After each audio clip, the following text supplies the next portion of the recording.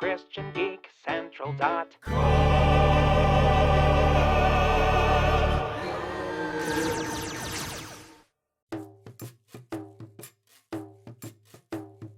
Do you like games? I like games. Do you like games too? I like games too.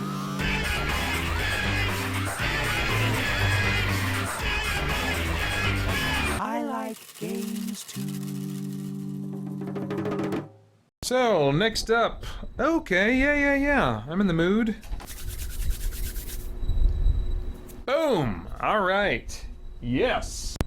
This game was just like a revelation to me. I went straight from playing Final Fantasy, the very first one, to playing Final Fantasy 3. I did eventually play like Final Fantasy 2 when they remastered it for the PS1. I still have that. And I played Final Fantasy 3 years later. Actually, it was probably like 5 or 6 years ago, maybe, that I played Final Fantasy 3, the Japanese Final Fantasy 3, which was an NES or Famicom game. So it would have been made with the same kind of graphical style and fidelity as the original NES Final Fantasy. But I played that with an emulator and a ROM probably about 5 or 6 years ago. And then 4 is Final Fantasy 2 in America. Because they didn't, I guess they didn't feel like all those others would be successful, so I'm not sure why. I don't know the history there. But when they did finally bring one over, they didn't want Americans to feel like they'd missed anything or they were out of the loop.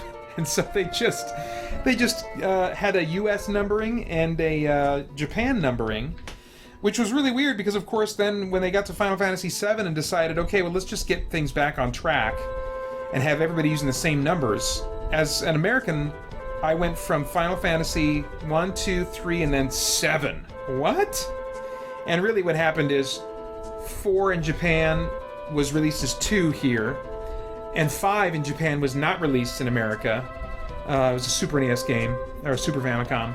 And then, which I also did play some of that on an emulator, and then I played it all the way through years later when it was released on PS1. And then Final Fantasy 3. But I mean, when I got a Super Nintendo, this one was just about to come out, and Final Fantasy 2 had been out for a while, and I was like, you know what? I just want to jump straight to the good stuff. Because by that time I'd had a Nintendo Power subscription. That's the official Nintendo magazine produced by Nintendo and their marketing team. And they'd been hyping this game for a while. I was like, I don't want to do Final Fantasy 2 first. I want to jump straight to this one, you know? And wow, it really left an impression.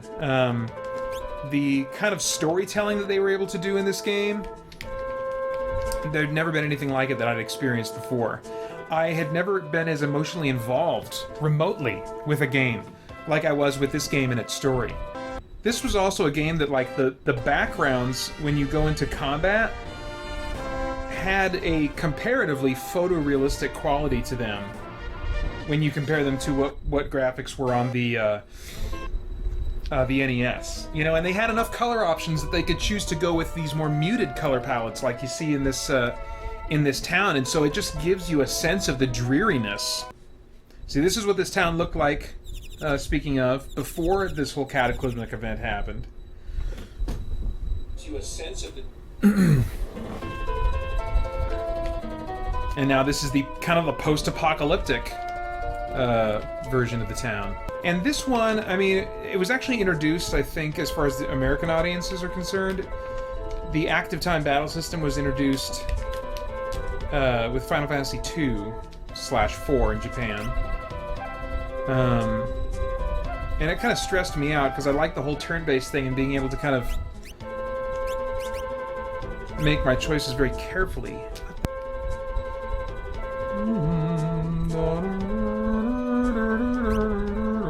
I'm trying to pick up the harmony part.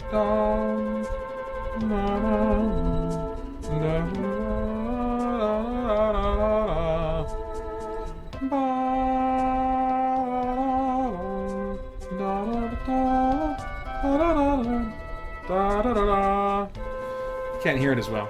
Oh, it's in my right ear. Okay. Alright, I'll play the game.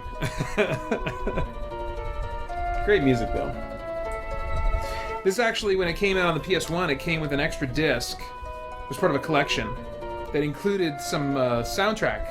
Some of the soundtrack.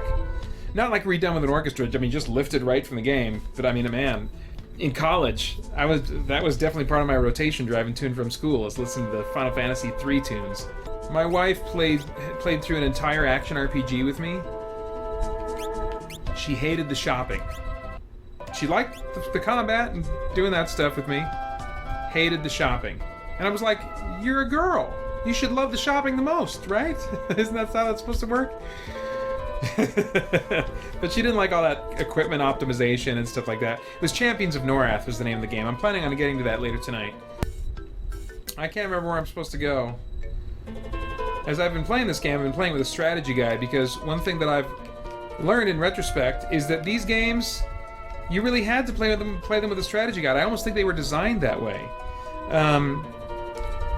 Because they will, in order to find the things that, in order to get all the best that you can out of a game, like this, sometimes you have to know what the programmers want you to choose, like Maniac Mansion, you know? And that won't stop you necessarily from finishing the game, but like if you want the Uber Sword or whatever, you know, or you want all the best treasure in the game, you're not necessarily going to get it because you're just persistent, you know, in being clever and keeping an eye out for places that you should be searching, you know? Sometimes you'll have to do stupid things that almost seem unintuitive in order to stumble upon the super awesome boss that will give you the best weapon in the game or whatever, you know. I remember even up as late as Final Fantasy XII, which I love that game. It had to grow on me. But there is an enemy that you can only find by going to this cave at a certain time of day and standing in a certain spot and like having a certain item equipped. And the strategy guide just comes out and tells you that there's no way you could know. This is just a strategy guide exclusive. You know, I mean, they became much more kind of, I guess, obvious and bold with their required reliance on strategy guides.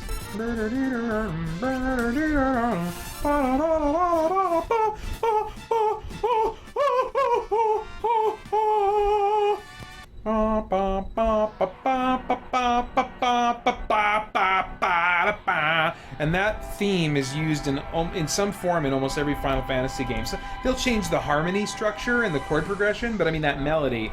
I think it's been in every single, well, maybe not every single one. In fact, no, I'm positive, I think. But in most of them, they use that classic after-battle victory music. I can go for some tacos now, too. Pancakes first, then tacos.